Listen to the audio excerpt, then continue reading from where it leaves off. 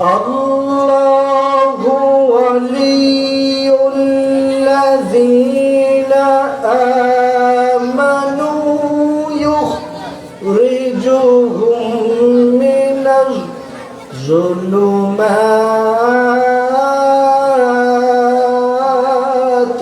ইলান নূর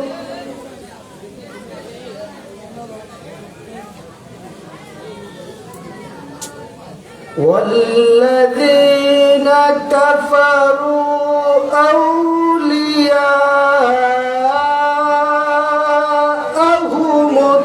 الطاغوت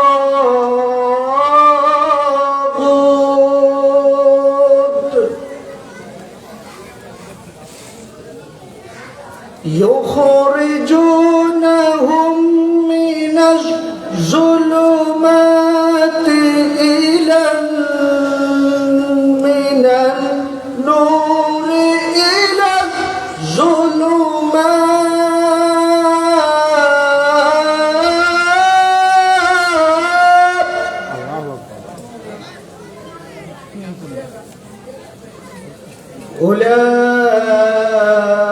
أولئك أصحاب النار هم فيها خالدين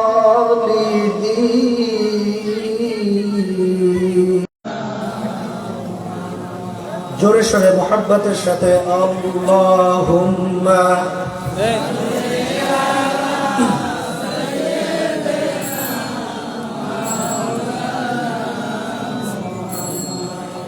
وعلى آل سيدنا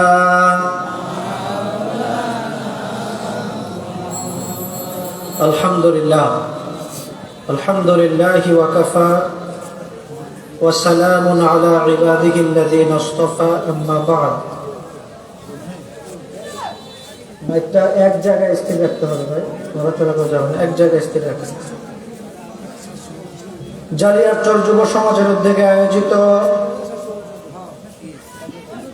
2 দিন ব্যাপী 13তম তাফসীরুল কোরআন মাহফিলের আজ প্রথম দিবস।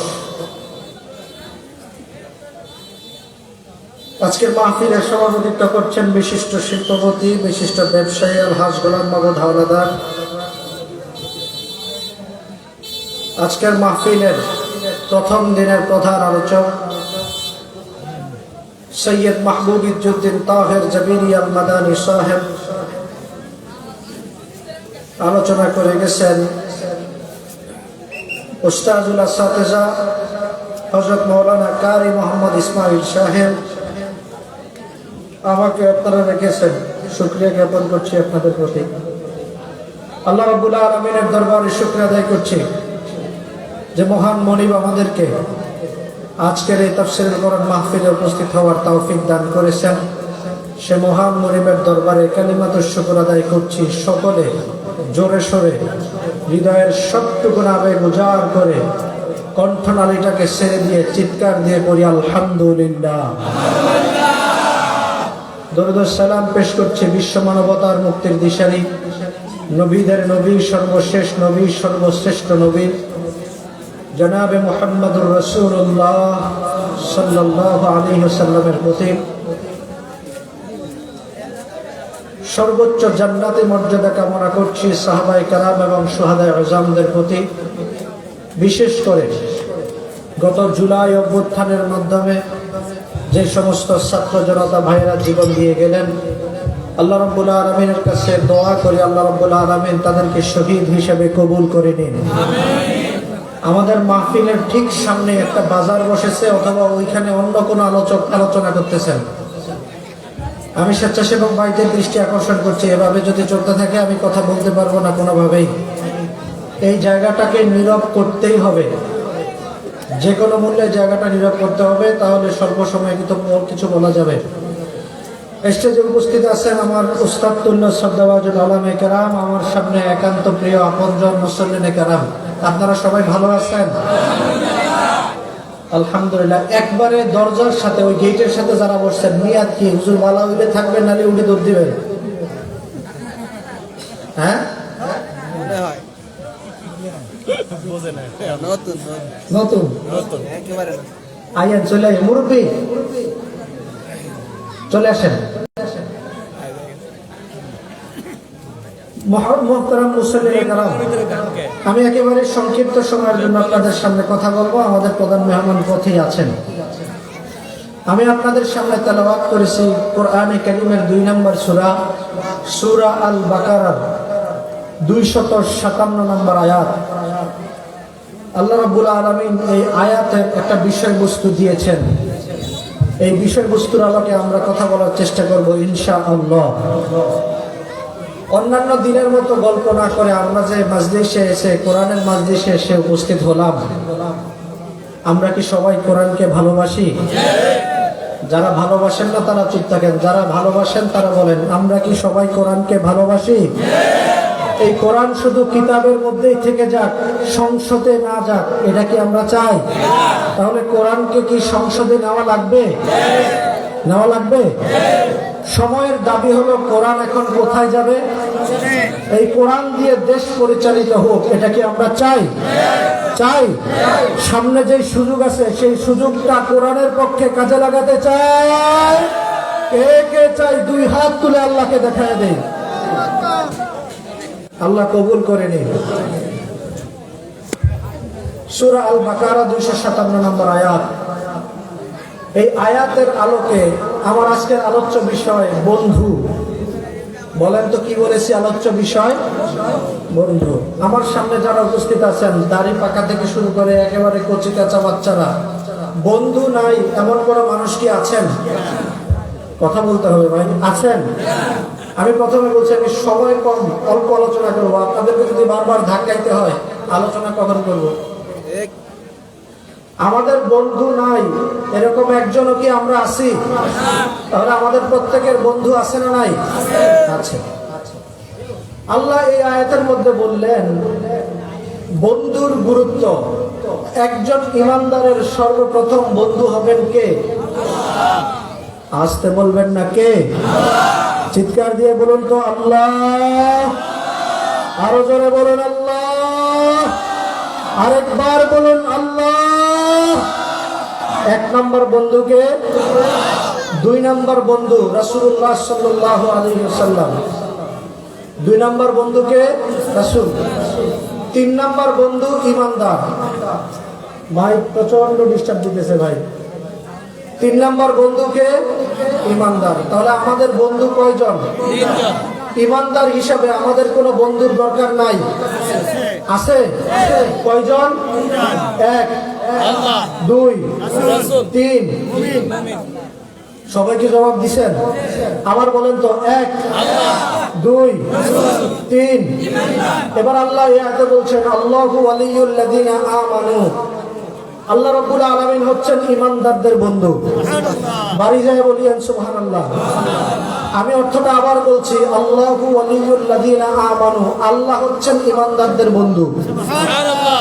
এই আমরা যারা উপস্থিত আছি এখানে আমরা সবাই কি ইমানদার? ইনশাআল্লাহ সবাই এটার জন্য বলতে দেয় না। বলতে পারেন না, বুঝতে পারেন না, কোন কারণে গত 16 বছর মাছের উপরে আছিল। ঠিক। যখনই বুঝছে তখনই আজকের উপরে বাবার বাড়ি, ঠিক না? আমরা যারা ইমানদার, আমরা সবাই কি ইমানদার? তো আল্লাহ কার বন্ধু? ইমানদারের বন্ধু। তো আমরা তো ইমানদার, তাহলে সহজে বলা যায় আল্লাহ আমাদের বন্ধু। ঠিক আছে কথা? আল্লাহ কাদের বন্ধু? আল্লাহ যার বন্ধু হন তার কোনো ভয়, চিন্তা, কষ্ট, আর জোরে বলে না কষ্ট। আল্লাহ যার বন্ধু তারকে কোনো ভয় দেখায় আল্লাহ, যার কারণে দেখা গেছে শহীদ আবু সাইদ 2 হাত তুলে বুলেটের সামনে দাঁড়ায় আল্লাহু আকবার ধ্বনি দিয়া এই দেশের জন্য নিজের জীবন উৎসর্গ করে গেছে।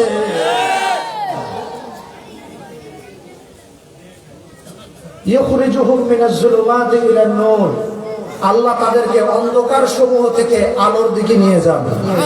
সুবহানাল্লাহ বলবেন না? ওয়াল্লাযীনা কাফারু আউলিয়াহুমুত তাগুত ইউখরিজুনাহুম মিনান নূরি ইলাল যুলুমাত। আর যাদের বন্ধু তাগুত, কাফেরদের বন্ধু হচ্ছে তাগুত। তাগুত কারা? যারা নিজেরা আল্লাহর আইন মানে না, অন্য কেউ মানতে দেয় না। এক কথায় তাগুতদের বন্ধু হলো শয়তান। তাগুতদের বন্ধুকে তারা মানুষদেরকে আলোর দিক থেকে অন্ধকার সমূহের দিকে নিয়ে যায়। আমরা কি আলোতে থাকতে চাই না অন্ধকারে যেতে চাই? বন্ধুর প্রভাব মানুষের জীবনে সবচাইতে বেশি। বন্ধু না এমন মানুষ খুঁজে পাওয়া যাবে না। বন্ধুর প্রভাব সবচাইতে বেশি। ব্যক্তির বন্ধু যদি ভালো হয়, ব্যক্তিও ভালো হয়। ব্যক্তির বন্ধু যদি খারাপ হয়, তাহলে ব্যক্তিও খারাপ হয়। আস্তে আস্তে করে বন্ধুত্বের মাধ্যমে ভালো বন্ধু তার অন্য বন্ধুকে ভালো বানায় দেয়। খারাপ বন্ধু তার ভালো বন্ধুকে খারাপ বানায় দেয়। কথা ঠিক কিনা? এই জন্য দেখবেন ইমানদার যেই ব্যক্তি নামাজি, তার বন্ধু হয় নামাজি। কথা কয় না? যেই ব্যক্তি গাঁজাখোর, তার বন্ধু হয় গাঁজাখোর।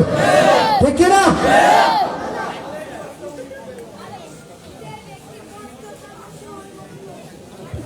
বন্ধুর প্রভাব ব্যক্তির জীবনে সবচাইতে বেশি।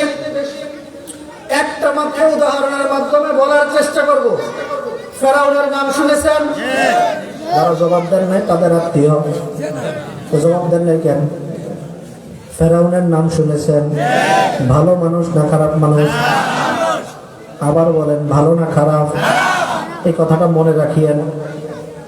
ফেরাউনের ছোট্টবেলায় আমরা এক কথায় যেমন এখন বলে ফেললাম ফেরাউন খারাপ মানুষ। পৃথিবীর সব মানুষ একমত ফেরাউন খারাপ মানুষ। ছোট্টবেলায় জন্ম থেকে মানুষ কোনোদিন খারাপ হয়ে জন্মগ্রহণ করে না, ঠিক না?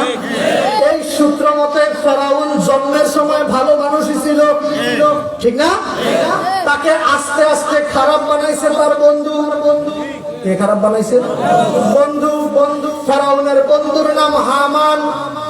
কি মান? জোরে কয় না, কি মান? কার বন্ধু? ফেরাউনের বন্ধুর নাম হামানের বন্ধুর নাম। এই ফেরাউন জন্ম থেকেই, ছোট্ট থেকেই মাথায় টাক। সাদে মাল নাই, মাথায় কি টাক। এই টাক হামান ছোট্টবেলা থেকেই ফেরাউনকে সল্লা দিয়া আস্তে আস্তে করে খারাপের দিকে নিয়ে যায়। ছোট্টবেলা যখন ছিল তখন আমাদের দেশেও আমাদের সন্তানেরাও, আমাদের ছোট ভাইয়েরাও দেখবেন, বা আমরাও অনেক সময় এই কাজ করছি। একজনের গাছের সুপারি, আরেকজনের গাছের নারিকেল, আরেকজনের গাছের সোয়াবিন ছোটখাটো চুরি করি নাই? করছি না? এইরকম ছোটখাটো চোর ছিল, বড় ধরনের কোনো চোর ছিল না। কিন্তু প্রতিদিন তাদের বাড়িতে বিচার যেত মা বাবার কাছে। মা বাবার কাছে বিচার যাওয়ার কারণে মা বাবার কাছে প্রতিদিন মার খাইতো এই দুইজন। আস্তে আস্তে করে বড় হচ্ছে, মায়ের মাত্রাও বাড়তেছে, দুষ্টামির মাত্রাও বাড়তেছে, ভালো হয় না। তার একমাত্র কারণ হলো হামান ভালো মানুষ না, খারাপ বন্ধু। ফেরাউনকে আস্তে আস্তে করে খারাপের দিকে নিয়ে যাচ্ছে। একদিন ফেরাউন এমন একটা অপরাধ করলো যে অপরাধের কোনো মাফ নাই। বাড়িতে গেলে পরে মা বাবা এমন মায়ের দিবে যেটা নিচে পড়বে ওইটাও দাগ হয়ে যাবে। বোঝেন নাই কথা? যেটা নিচে পড়বে ওইটাও উঠে দিবে, এমন অপরাধ। ভয় পেয়ে গেল ফেরাউন। ভয় পেয়ে আবার এলাকা ছাড়া শুরু করলো। চিন্তা করলো, না এই জিল্লতের জীবন আর চলা যায় না। মায়ের কত খাওয়া যায়, এত মায়ের তো খাওয়া যাবে না। এলাকা ছেড়ে দেওয়ার সিদ্ধান্ত নিল। দৌড়ায়া এলাকা থেকে বেরিয়ে যাচ্ছে। হঠাৎ করে দেখা পথে ওই বন্ধুর সাথে। বন্ধুর নাম জানে কি মান? সবাই কয় নাই। বন্ধু ডাক দিছে, দোস্ত ফেরাউন যাও কই? এমন অপরাধ করছি আজকে আর রক্ষা, সুতরাং পালায়া যাচ্ছি। কয় দোস্ত তোর জীবনে যা, আমার জীবনেও তো তা। তুই যখন পলাস আমি আর থাইকা কি লাভ? চল দুইটা একসাথে পলাই, ঠিক না? এই জন্য দেখবেন বড়রা যখন গেছে কুড়া কুন্ডে লগে কইরা লই আই দেশ ছাড়ছে। কথা কি বুঝেননি আসলে?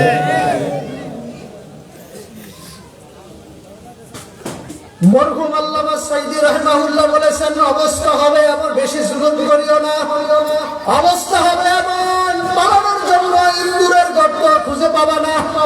পাইছে নাকি? পাইছে।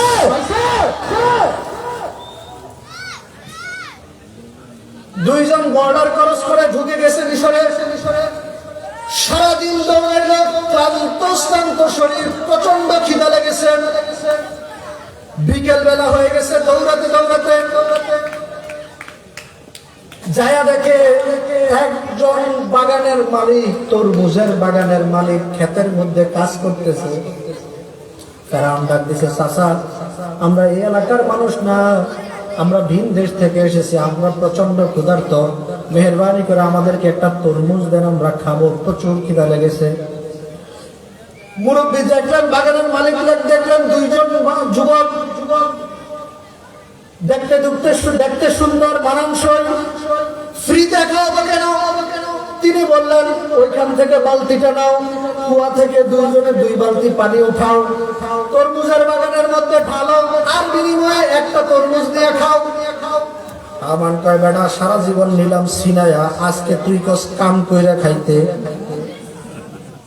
মনোযোগ কি আসেনি? আমার কয় না, খাবই না, ঠিকায় থাকবো। ফেরাউন কয়, না রে, এটা আমাদের দেশ না, মাতলামি করা যাবে না।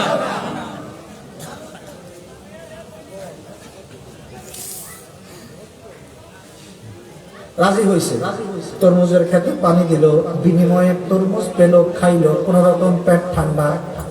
এবার সন্ধ্যা হয়ে গেল, যাবে কোথায়?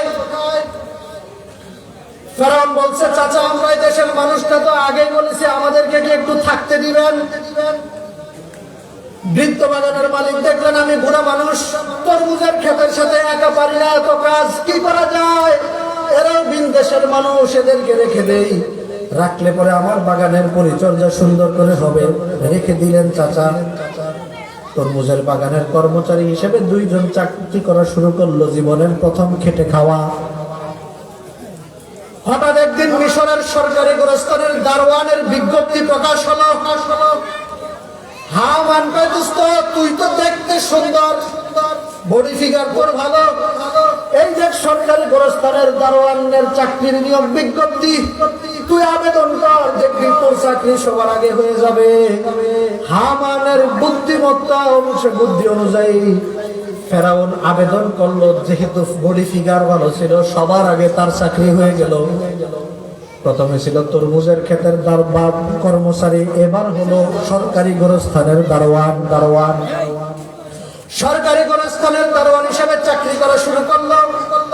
গোরস্থানের ছোট্ট একটা রুমে 2 জন থাকতেছে, আর ওইখানে দিনের বেলায় রাতের বেলায় মরা মানুষ আসলে, লাশ আসলে বলে কবর খুঁড়ে কবর দেয়, এটাই তাদের ডিউটি। আর রাতের বেলায় আকাম কুকাম নিজেদের মতো যা ছিল করতে থাকলো। দিন যায়, রাত হয়, দিন পার হয়। হামান কয়, দোস্ত এই জীবন তো আর ভালো লাগে না। চোর আর চুরি না করলে ভালো লাগে? কথা কয় নাই তো, লাগে। কি করব, কিছুই তো করার নাই। হঠাৎ করে ওই দেশে প্লেগ রোগ দেখা দিল। প্লেগ রোগের কারণে হাজার হাজার মানুষ মরা শুরু করলো।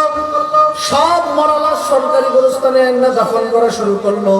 2 জনে দিন রাত একাকার করে মানুষগুলোকে দাফন করতেছে, হুঁশ পাইতেছে না, কি করা যায়? আমার কয়, দোস্ত এতদিন যে বলছিলাম কিছু একটা করা দরকার, তুই কইস কিছুই করার নাই, দিবিন দেশ। আমার কাছে কিন্তু বুদ্ধি আইছে। কি বুদ্ধি? ঘোষণা কর, যে টাকা দিবে তার লাশ আগে দাফন করানো হবে। ঘুষ। কথা কি বুঝেন? কি তাও ভালো জায়গায় না, কবরস্থানে। এই পৃথিবীতে সর্বপ্রথম ঘুষ চালু করেছিল ফেরাউন, বুদ্ধি দিয়েছিল হামান, তাও ভালো জায়গায় না, কবরে। এই যেগুন চুরিদারি করে এগুন আসলে ভালো জিনিস খায় না, টয়লেটের ময়লা ছাড়া ভালো কিছু এদের মুখে ওঠে না।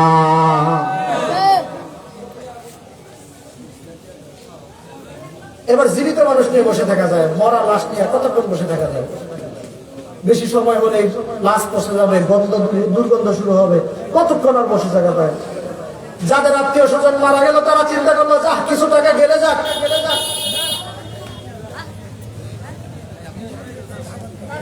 বুঝছেন এই কথা? এবার রুম ছোট্ট, দুইজনে কোন রকম থাকে, টাকা হইতে হইতে বিশাল টাকার স্তূপ হয়ে গেছে। ফেরাউন চিন্তা করলো আরে দুইজন তো ঘুমাইতেই পারি না টাকার জ্বালায়, টাকা কি করবো? দিনের বেলায় কবর দেয়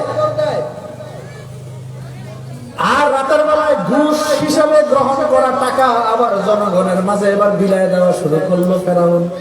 আমার কয় বেড়া বুদ্ধি দিলাম, আমি টাকা কামাই করলাম, আমি আমার বুদ্ধিতে তুই যায় এগুলা বিলায় দেশ। দিন যায় রাত যায় চলতে থাকলো এরকম করে। চলতে চলতে প্রতিদিন রাতের বেলা যেহেতু সে টাকা দিয়ে আসছে জনগণকে, মানুষের মুখে মুখে রব উঠে গেল এই দেশে কেউ আছে আর না আছে, এই দেশে আল্লাহর ওলি একজন আছে।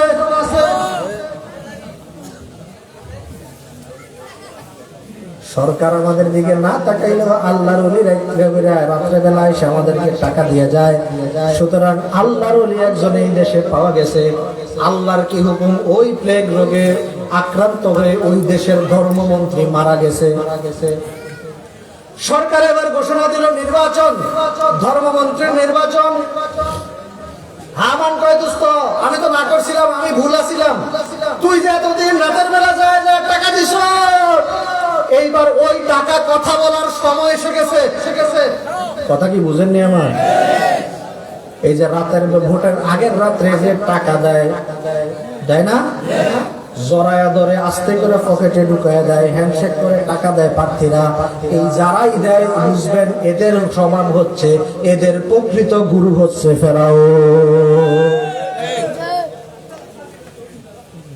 কিভাবে বলছে এতদিন ধরে যে টাকা দিছি মানুষ এমনি তো আমাদেরকে আল্লাহর ওলি কয়, তোর তো বডি ফিগার ভালো, দেখতে তুই সুন্দর, নাদুস নাদুস তাজুরুন নাজুরিন, তুই সুদর্শন মানুষ, তুই ধর্মমন্ত্রীর পদে দাঁড়া। ধর্মমন্ত্রীর পদে দাঁড়ায় গেছে ফেরাউন।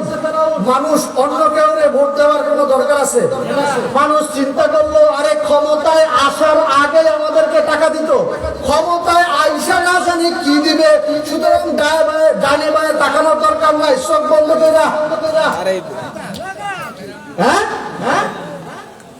নির্বাচনে অনেক বিপুল সংখ্যক ভোট পেয়ে ফেরাউন এইবার ধর্মমন্ত্রী হয়ে গেছে। ধর্মমন্ত্রী হওয়ার অল্প কিছুদিনের মাথায় ওই দেশের প্রধানমন্ত্রী দুনিয়া থেকে বিদায়। কি মন্ত্রী বিদায়? প্রধানমন্ত্রী বিদায়। হামান কয় দুস্তরে কাম তো হইছে, ধর্মমন্ত্রী তো এবার প্রধানমন্ত্রী হয়ে যা। কয় না, আমি নিলাম সবচাইতে ছোট মন্ত্রী, সবচেয়ে নতুন মন্ত্রী, আমার আগে কত পুরাতন মন্ত্রীরা আছে। কয় না, তুই এক কাজ কর, তুই প্রভাব বিস্তার করে আরে ভোট যদি হয় তয় তো মাইসে আমার এই ভোট দিব, সুতরাং ভোট দিয়া টাকা খরচ করার দরকার কি, আমি প্রধানমন্ত্রী হয়ে গেলাম। এবার ফেরাউন ভোটে প্রধানমন্ত্রী না বিনা ভোটে প্রধানমন্ত্রী? কথা বোঝে নাই মনে হয়। ফেরাউন কি ভোটে প্রধানমন্ত্রী না বিনা ভোটে প্রধানমন্ত্রী? এই মিশরের ফেরাউন সর্বপ্রথম, পৃথিবীতে সর্বপ্রথম বিনা ভোটের প্রধানমন্ত্রী। আর আমাদের দেশের লেডি ফেরাউন এই পর্যন্ত সর্বশেষ বিনা ভোটে প্রধানমন্ত্রী। মিল আসেনি? আসলে মিল আছে, বুঝেন কথা বুঝেন। এবার ফেরাউন কি মন্ত্রী? প্রধানমন্ত্রী হয়ে গেছে না? কি মন্ত্রী? প্রধানমন্ত্রী। ওই যে সর্বপ্রথম সরকারি গোরস্থানের দারোয়ান থেকে ধর্মমন্ত্রী হয়েছিল, এখন সরকারি গোরস্থানের দারোয়ানের পদ খালি না? খালি হওয়ার পরে হামান রে ওই সরকারি গোরস্থানের দারোয়ান বানায় দিছে। ধর্মমন্ত্রীর তবে প্রধানমন্ত্রী হয়েছে যখন, এবার দোস্ত তুই আর গোরস্থানের দারোয়ান হয়ে কেবি, তুই এবার ধর্মমন্ত্রী হয়ে যা। কথা কি বুঝেননি? এবার এবার হামান বুদ্ধি দিল, কি মান? কথা কয় না ভাইয়েরা, কি মান? কার বন্ধু? কার বন্ধু?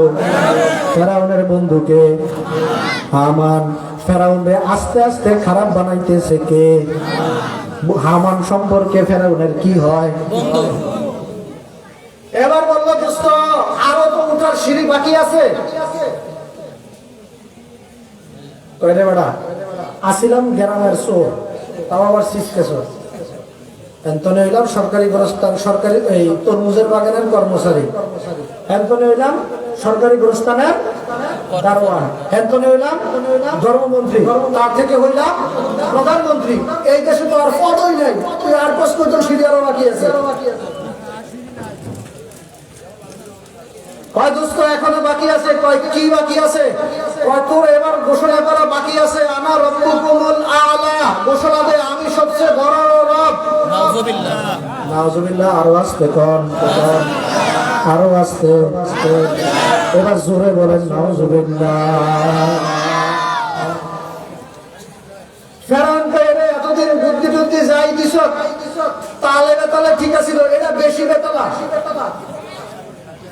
কেমনে? এখনো পর্যন্ত এই দেশে তাওরাতের আইন চলে, এখনো পর্যন্ত এই দেশে আসমানি কিতাবের আইন চলে, এখনো পর্যন্ত এই দেশে আসমানি কিতাবের আলেমরা রয়েছেন, এখনো পর্যন্ত শিক্ষা ব্যবস্থায় এই দেশে আসমানি কিতাবের সিলেবাসটাকে পাঠ করা হয়।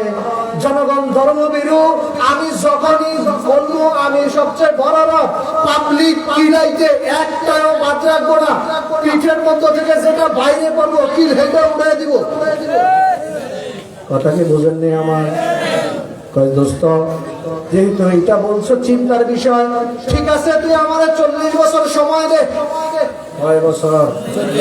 ভাইরা কথা বলে না, কয় বছর? আমাকে তুমি 40 বছরের সময় দাও। আর 2 নম্বরে হলো আমাকে ধর্মমন্ত্রী থেকে স্বরাষ্ট্রমন্ত্রী বানায় দাও। কোন মন্ত্রী থেকে কোন মন্ত্রী? স্বরাষ্ট্রমন্ত্রী বানায় দাও, বানায় দাও। স্বরাষ্ট্রমন্ত্রী হইলে দেশের যত নিয়োগ আছে, দেশের যত বাহিনী আছে, দেশের যত জনপ্রশাসন আছে, সব আমার হাতে, আমার কন্ট্রোলে চলবে। তো তুমি 40 বছর দিয়া কি করবা? বলছে আমি 40 বছরের একটা কর্মসূচি ঘোষণা করব। কিভাবে? প্রথম 10 বছর, দ্বিতীয় 10 বছর, তৃতীয় 10 বছর, চতুর্থ 10 বছর। ভাগ হইছে কয়টা? এই 4টা ভাগে 40 বছরকে ভাগ করে আমি আমার কর্মসূচি ঘোষণা করব, প্ল্যান সাজাবো। কি করবা তুমি? প্রথম 10 বছরে এই দেশের যত সরকারি বেসরকারি অফিস আছে, আদালত আছে, যত কর্মক্ষেত্র আছে, কাজ করার যত জায়গা আছে, ওই সমস্ত জায়গাগুলোতে নারী আর পুরুষের একসাথে চাকরি করার ব্যবস্থা করে দিব। কথা কি বুঝেন? যেখানে নারী পুরুষ একসাথে চাকরি করে শয়তান সেখানে ঘুমায়। আসতে যে বললেন, শয়তানের কাজ আছে না নাই? দ্বিতীয় 10 বছর করবো এভাবে। দ্বিতীয় 10 বছরে আমি শিক্ষা ব্যবস্থা থেকে আল্লাহর আইনের যত বিধান আছে সব বিধানগুলোকে একটা একটা করে মুছতে মুছতে আস্তে আস্তে করে সব আল্লাহর বিধানগুলোকে বাদ দিয়া আমি আমার মতো করে পাঠ্যপুস্তকগুলোতে নিজের সিলেবাস প্রণয়ন করব, ঢুকাইতে থাকবো। কথা কি বুঝেন? যখন পাঠ্যপুস্তকে আল্লাহর বিধান নাই, নিজেদের মতো করে আইন প্রণয়ন করবে, তখন ওই দেশের আলেমরা চুপ থাকবে না, বিরোধিতা করবে। চুপ থাকবে না, বিরোধিতা করবে। ওই পাঠ্যপুস্তক যখন আমার দেশেও চেঞ্জ হয়েছিল, কিছু হক্কানি আলেম বিরোধিতা করেছে না করে না? বলছে 10 বছর এভাবে চালাবো। দ্বিতীয় 10 বছর যাবে, এবার তৃতীয় 10 বছর। তৃতীয় 10 বছরে যে আলেম বিরোধিতা শুরু করবে তাকেই ধরবো।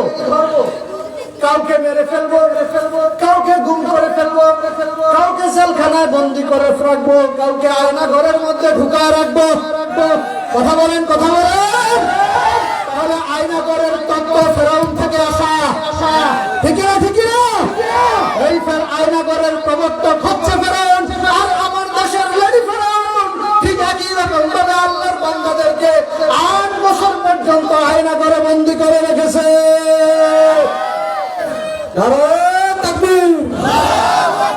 ইসলামের শত্রুরা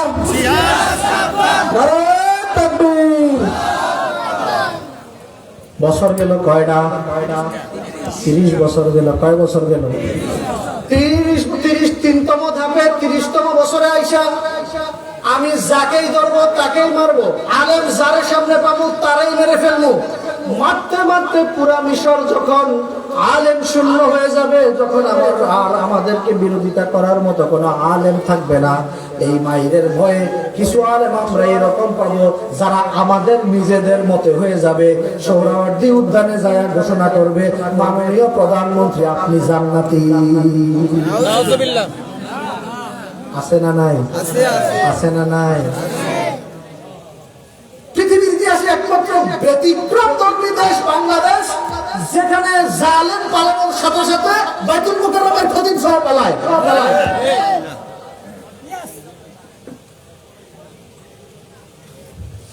এবার 31তম বছর যখন শুরু হবে, চতুর্থ ধাপ, এই চতুর্থ ধাপে এসে ওই যে প্রথম 10 বছরে যে সমস্ত নারী এবং পুরুষকে একই অফিসে চাকরি করার সুযোগ করে দিয়েছিলাম, শয়তান তো ওইখানে ঘুমায় নাই, শয়তান তার কাজ ঠিকই করেছে।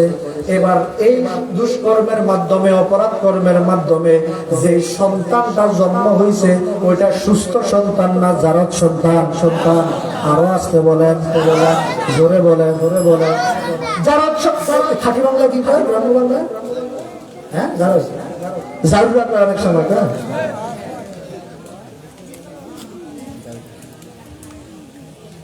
এবার 1তম বছরে যে সন্তানের জন্ম, আজকে 31তম বছরে আইসা ওই সন্তানের জন্ম বয়স 30 বছর। 30 বছর কথা কি বুঝেন আমার? ওই সন্তানের বয়স কত বছর? 30 বছর। যারা ভালো অফিসার থাকবে তাদেরকে আস্তে আস্তে করে সরাইয়া দিয়া 31 থেকে শুরু করে 40 পর্যন্ত এই লম্বা সময়ে আমি ওই সমস্ত জারদ সন্তানদেরকে আমি বিভিন্ন জায়গায়, অফিসে, আদালতে, সরকারি উচ্চ পদস্থ জায়গাগুলোতে আমি তাদেরকে বসায় দেব। জেলার প্রধান বানাবো, উপজেলার প্রধান বানাবো, ইউনিয়নের প্রধান বানাবো, গ্রাম আদালতের প্রধান বানাবো। এরকম করে করে যা আছে দুনিয়ায় সব জারদ দিয়া ভরা, একটাও ভালো মানুষ। বয়স হবে 40। কত বছর? 40। এবার 41তম বছরে আইসা, 41 বলার সাথে সাথে কিছু মনে পড়ছে নি? কিছু মনে পড়ছে নি? আমরা আপায় কয়েক বছর থাকবো, কয় সাল পর্যন্ত না থাকবো কইছিল? এই 41 মিলেনি। হ্যাঁ হ্যাঁ। এবার 41তম বছরে যখন আসবে, তুমি ঘোষণা দিবা আনা রব্বুকুমুল আ'লা, আমি সব চাইতে বড় রব। এই দেশের প্রত্যেকটা মোড়ে মোড়ে, প্রত্যেকটা অলিতে গলিতে, পথে প্রান্তরে, বাজারে বাজারে আমি আমার নিজস্ব বাহিনী, যেহেতু আমি স্বরাষ্ট্রমন্ত্রী, আমার অধীনে সবকিছু চলে, সব জায়গায় এমন ভাবে বাহিনীর লোকদেরকে দাঁড়া করায় রাখবো, বিভিন্ন ধরনের বাহিনী আমি দাঁড়া করায় রাখবো। তুমি রব বলার সাথে সাথে প্রতিবাদ তো দূরের কথা, ঘর থেকে বের হওয়ার সাহসও কেউ পাবে না।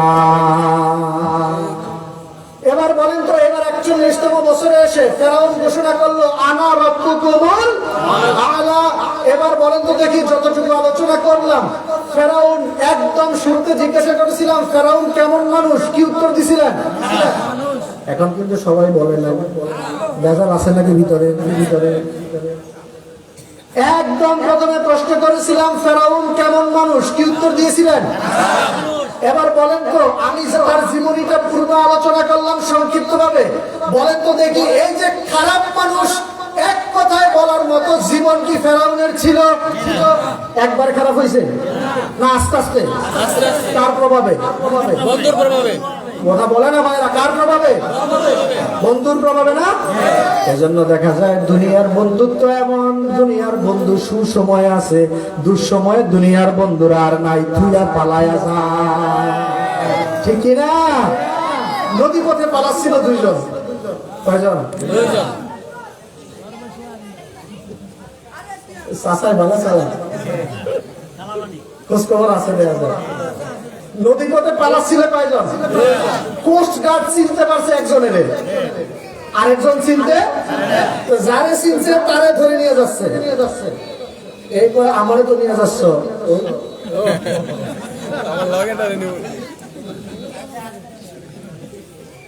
দুনিয়ার বন্ধুত্ব কাজে লাগছে?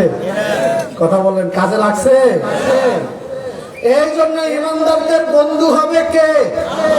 জোরে বলেন, আল্লাহু ওয়ালিয়ুল্লাযীনা আমানু ইউখরিজুহুম মিনাজ-যুলুমাতি ইলান-নূর والذين كفروا أولياءهم الطاغوت يخرجونهم من النور إلى الظلمات আল্লাহ যাদের বন্ধু, আল্লাহ তাদেরকে অন্ধকার থেকে আলোর দিকে নিয়ে যান। তাগুত যাদের বন্ধু, তাগুতরা মানুষদেরকে আলোর দিক থেকে অন্ধকারে নিয়ে যায়। ঠিক কি না? এবার বলেন, আমাদের সবচাইতে বেশি দরকার কার বন্ধুত্ব?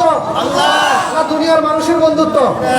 দুনিয়ার সব মানুষ যদি আমার শত্রু হয়, আল্লাহ যদি আমার বন্ধু হয়, দুনিয়ার সব মানুষ মিলে আমার কোনো ক্ষতি করতে পারবে? কথা বলেন। দুনিয়ার সব মানুষ আমার শত্রু, আল্লাহ আমার বন্ধু, আমি সফল না বিফল? হ্যাঁ।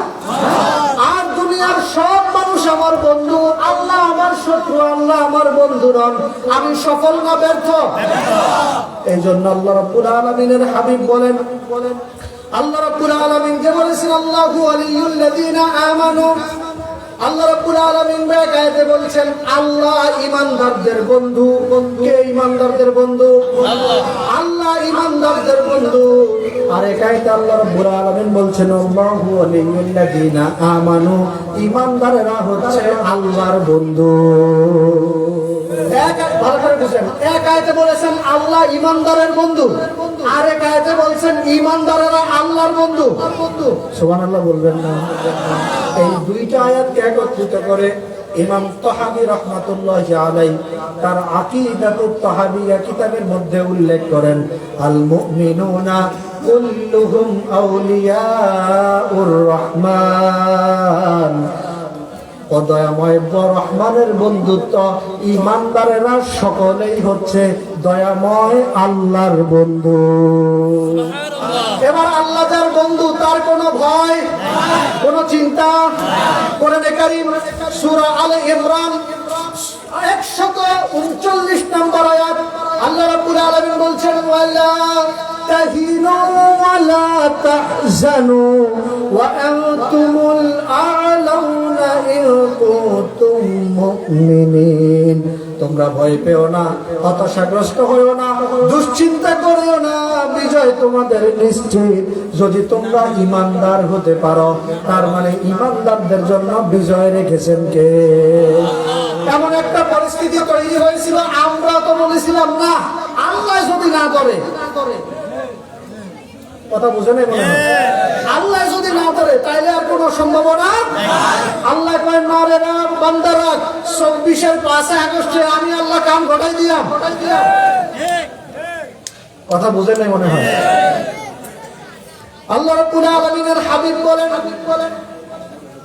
তাবকাতু কাবরিল উম্মতি তাকাদ্দিল উম্মি সাবিয়াহা ইনদাহা মা'a ইরজা। আমরা সকলে জানি একটা হাদিস, মানুষদেরকে যখন কবরের মধ্যে রাখা হয়, কবরের দুই পাশের মাটির ব্যক্তিটাকে এমন ভাবে চাপ দেয়, এক পাজরের হাড় আরেক পাজরে লেগে যায়। শুনছেন এটা? কিন্তু যারা মুমিন, যারা আল্লাহর বন্ধু, তাদের ব্যাপারে বলা হলো তাকাদ্দিল উম্মি সাবিয়াহা ইনদাহা মা'a ইরজা। মা যখন তার বাচ্চাকে দুধ খাওয়ায়, দুধ খাওয়ানোর সময় মা মাঝে মাঝে তার সন্তানকে আদর করে বুকের সাথে জড়ায় ধরেনি। এই ধরার উদ্দেশ্য হলো সন্তানটাকে দম বন্ধ করে মেরে ফেলা। তাহলে কি করা? জোরে বলে না ভাইয়ারা, কি করা? আল্লাহর হাবিব বলেন তাকাদ্দিল উম্মি সাবিয়াহা ইনদাহা মা'a ইরজা। মা যেমন তার সন্তানকে বুকের সাথে দুধ খাওয়ানোর সময় আদর করে জড়ায়া ধরে, ইমানদারদের কবরের মাটিও ইমানদারদেরকে আদর করার জন্য জড়ায়া ধরে।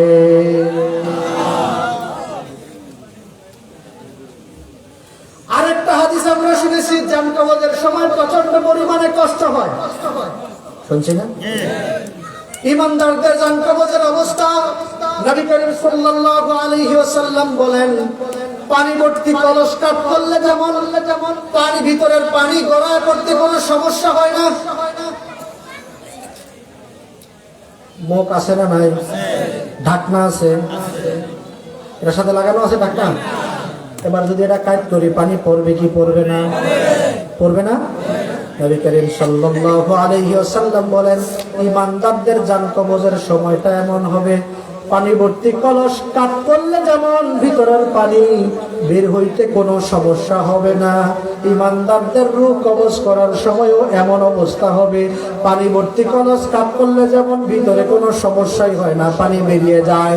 ঈমানদারদের জান কবজের সময়ও আল্লাহ রাব্বুল আলামিন এমন ব্যবস্থা করে দিবেন, জান কবজের সময় ঈমানদারদের কোনো কষ্টই হবে না।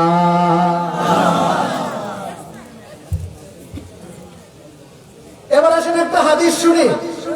আনিল বারা ইবনে আযিব রাদিয়াল্লাহু তাআলা আনহু আন্নাহু قال قال رسول الله صلى الله عليه وسلم إن العبد المؤمن إذا انقطع في زمانه ويقبل من الآخرة نزل عليهم الملائكة من السماء بيت الوجوه كأن وجوههم الشمس ما هم أكفال من أكفال الجنة وحنوط من حنوط الجنة চিৎকার দিয়ে বলেন আল্লাহু আকবার।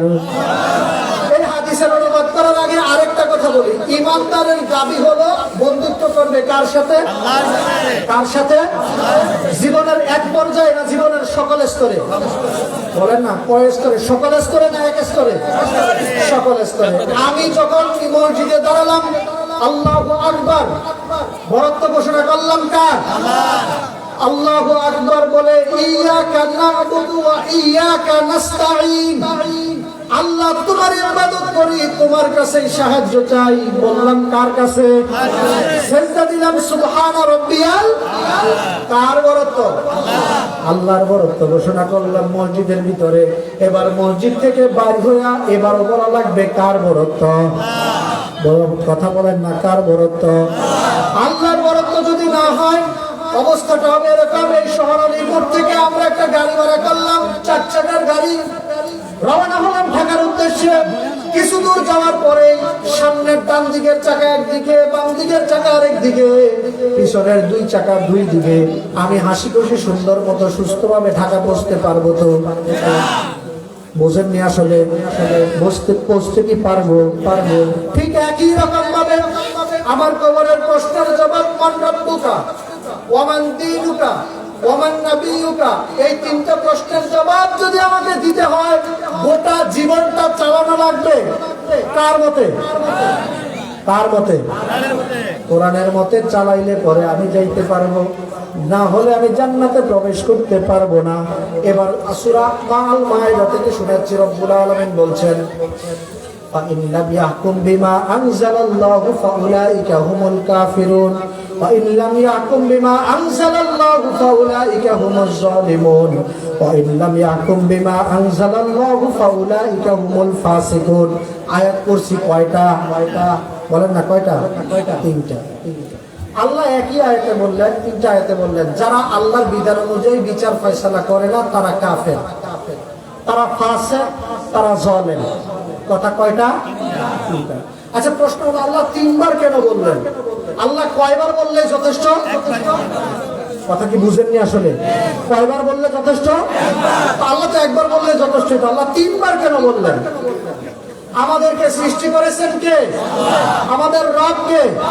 আমাদের খালেক কে? আমাদের মালিক কে? আমাকে সৃষ্টি করার পিছনে, আমাকে বাঁচিয়ে রাখার পিছনে আমার মা বাবার অবদান কি আছে? কিন্তু আমার মা বাবা জন্মের সময় যে অবদান রেখেছিল, ওই অবদান মা বাবার চাইতে সবচাইতে বেশি অবদান কার? আমি যে মায়ের পেটের ভিতরে ছিলাম, এই পেটের ভিতরে জীবিত অবস্থায় থাকার পিছনে আমার মসজিদের খতিব সাহেবের অবদান কয় পার্সেন্ট? হ্যাঁ, আমার নেতার অবদান কয় পার্সেন্ট? বক্তার অবদান কয় পার্সেন্ট? সব কৃতিত্ব কার? আল্লাহ। এবার আমি দুনিয়ায় আসলাম, দুনিয়ায় আসার পরে আমাকে হায়াত দিলেন কে? এই হায়াত যে বাঁচায় যে রাখলেন, এই বাঁচায় রাখার পিছনে নেতার অবদান, দলের অবদান, খতিবের অবদান, তো সবটুকু অবদান কার?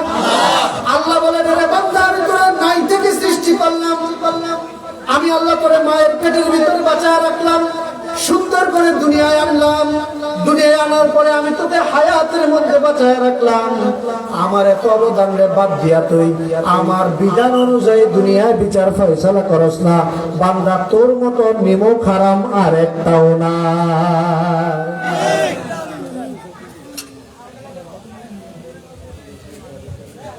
আমরা যারা বিয়ে করছি না, আমরা কয়টা কয়টা একটা বেশি করে নেই। আল্লাহ হুজুরের আরেকটা করার তাওফিক দেন।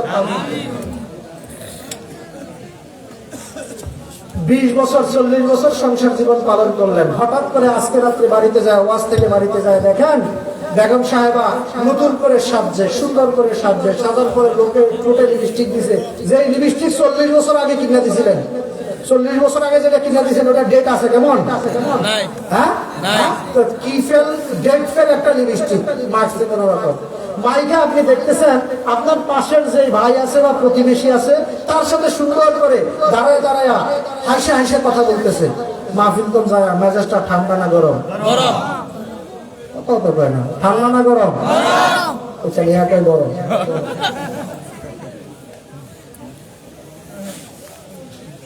আচ্ছা, সে যে দাঁড়ায় কথা বলছে, তার শরীরের কোন অঙ্গ কি যার সাথে কথা বলছে তার কাছে চলে গেছে? তার রূপ, লাবণ্য, সৌন্দর্য কোনো কিছুই কি কমে গেছে? কথা বলে না, কমছে। তো আপনি রাগ হইলেন কেন? তো হাসি তো দিছে, রাগটা কেন হইলেন? মেজাজটা গরম কেন হইলো?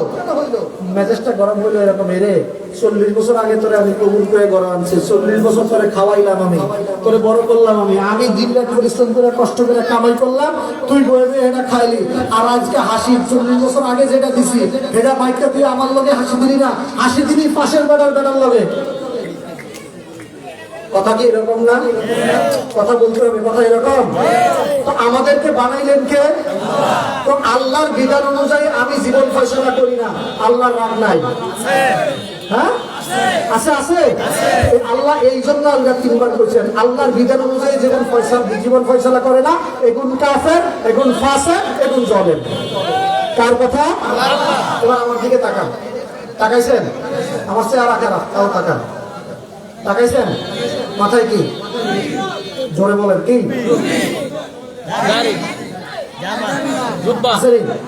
দেখলে মনে হয় হিন্দুর সন্তান, বিধর্মী। কি মনে হয়? মুসলমানের সন্তান মনে হয়? মাথায় টুপি ঠিক, মুখে দাড়ি ঠিক, গায়ে পাঞ্জাবি ঠিক, দেখলে মনে হয় ইমানদার। আমি বললাম আমি আল্লাহর বিধান অনুযায়ী বিচার ফয়সালা করি না। আপনারা বললেন হুজুর আইয়ে ওয়াজ করেন, আজকে আপনি এখানের বক্তা, আর আল্লাহ কয় না এটা বক্তা না, এটা হচ্ছে কাফের। এবার আপনার কথা ঠিক না আল্লাহর কথা ঠিক? জোরে বলতে হবে, কারটা ঠিক? মাথায় টুপি, মুখে দাড়ি, গায়ে পাঞ্জাবি, আপনার মসজিদের ইমাম সাহেব, আপনি বলছেন আরে 14 গ্রাম মিলায়া আমার ইমাম সাহেবের মতো ইমাম সাহেব কারো নাই। এত ভালো আল্লাহওয়ালা মানুষ, মুত্তাকি মানুষ, আয় ওই ইমাম সাহেব কয় না আল্লাহর বিধান অনুযায়ী আমি বিচার ফয়সালা করি না। আপনি কোন মুত্তাকি, আল্লাহ কয় এটা হচ্ছে জালেম। এবার আপনারটা ঠিক না আল্লাহরটা ঠিক? এবার জবাব কিন্তু কম আসতেছে। আল্লাহটা ঠিক না আপনারটা ঠিক? এতে বিশাল বড় তসবিহ লয়া, মাথা নিচের দিকে দিয়া, লম্বা পাঞ্জাবি গা দিয়া সারাদিন তসবিহ জপে আর হাতে করে না তো ঠুসঠাস, মানে না তো ফুসফাস, এমন একটা অবস্থা মানুষ দেখলেই বলে আরে এত মুত্তাকি মানুষ, আল্লাহর বড় ওলি। আল্লাহ কয় না, এ যখন কইছে আমি আল্লাহর বিধান অনুযায়ী বিচার ফয়সালা করি না, আল্লাহ কয় এ হইছে ফাসিক। এবার আমারটা ঠিক না আল্লাহরটা ঠিক? আল্লাহরটা ঠিক। এবার একটু মিলান ভাইরা। আমার দেশে বর্তমান সমাজে আল্লাহর আইন চলে? চলে। কথা বলেন না কেন চলে? আল্লাহর আইন অনুযায়ী যারা বিচার ফয়সালা করে না তারা কাফের। কে বলছেন? তা আমরা কই আল্লাহর বড় ওলি, আল্লাহ কয় কাফের। ঠিক কারটা? কথা বলে না কারটা? আল্লাহরটা। আল্লাহ কয় যারা আল্লাহর বিধান অনুযায়ী বিচার ফয়সালা করে না। আমি কই মসজিদের খতিব সাহেব, আল্লাহ কই রয়েছে জালেম। আমরা কই আল্লাহর আইন অনুযায়ী যে নেতা বিচার ফয়সালা করে না, আল্লাহ কই রয়েছে জালেম। আমরা কই আমগো দেশের সবচেয়ে বড় নেতা, ঠিক না? এবার যদি আল্লাহটা ঠিক হয় তো আগে যেই জায়গায় ছিলাম সেই জায়গায় থাকবো না বন্ধুত্বের দাবি হলো? এখন যেহেতু ভালো করে বুঝতে পারছি আল্লাহর বন্ধু হওয়ার জন্য ওই জালিমের পক্ষ থেকে ফিরে আসা দরকার আছে না নাই? আসতে রাজি আছেন? এবার যারা বলে আল্লাহর বিধান অনুযায়ী আমরা বিচার ফয়সালা করি না, আল্লাহ এক নম্বর তাদেরকে বলছেন কাফের। কি বলছেন? বলেন আরেকবার। আল্লাহ দ্বিতীয়বার বলছেন তারা হচ্ছে জালেম। কি বলছেন? আরেকবার। আল্লাহ বলছেন তারা হচ্ছে ফাসিক। কি বলছেন? আরেকবার। তো কি বলছেন? কাফের, জালেম, ফাসিক। মুখস্থ হয়েছে নি? এক নম্বরে কি? কাফের। দুই নম্বরে জালেম, তিন নম্বরে ফাসিক। এবার আমি আঙ্গুল তুলবো, বলতে পারবেন? বন্ধু না কাফের? আল্লাহর বন্ধু না ফাসিক? এবার জালেম থাকবো, কাফের থাকবো, জালেম থাকবো, ঠিক আছে তো? এবার বলেন তালাক। বলেন এই তো, তালাক দিতে রাজি আছেন তো? এক তালাক, দুই তালাক, তিন তালাক, বাইন তালাক, তালাক কেড়ে দিছেন। জালেমের দলে আর যাবো? হ্যাঁ, জালেমের দলে আর যাবো? এবার জালেমের দল বাদ দিয়া করা লাগবে কার দল? বলেন না, কার দল? আল্লাহর দল করার জন্য কোরআন দিয়ে রাষ্ট্র পরিচালনার দরকার আছে নাকি নাই? আছে। আল্লাহর বিধান দিয়ে সংসদে এই দেশ পরিচালিত হোক, এটা কি আমরা সকলে চাই? কে চাই? দুই হাত তুলে আল্লাহকে দেখাবে। নারে তাকবীর, নারে তাকবীর। আল কোরআনের আলো, আল কোরআনের আলো, নারে তাকবীর। তাহলে জালেমের দলে আর যাবো? কাফেরের দলে, ফাসিকের দলে। এবার যাবো ইমানদারের দলে। কার দলে? ইমানদার দলের নেতা মুহাম্মদুর রাসূলুল্লাহ সাল্লাল্লাহু আলাইহি ওয়াসাল্লাম। একজন সাহাবী এরকম দেখান, যেই সাহাবী মসজিদে নববীতে যখন যাইতেন তখন নেতা মানতেন রাসূলরে, মসজিদ থেকে বের হয়ে নেতা মানতেন আবু জাহেলরে। একজন আছে, খুঁজে পাওয়া যাবে? কথা বলে না, পাওয়া যাবে? তো ওই রকম যদি না হয় তাহলে সব সময়ের জন্য আমার আপনার নেতা হবেন মুহাম্মদুর রাসূলুল্লাহ। ঠিক আছে?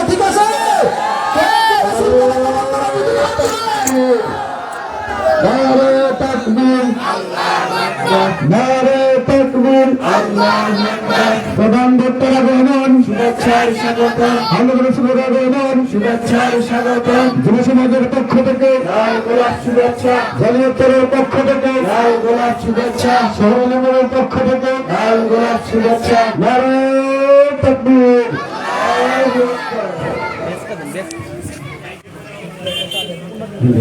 এটা তো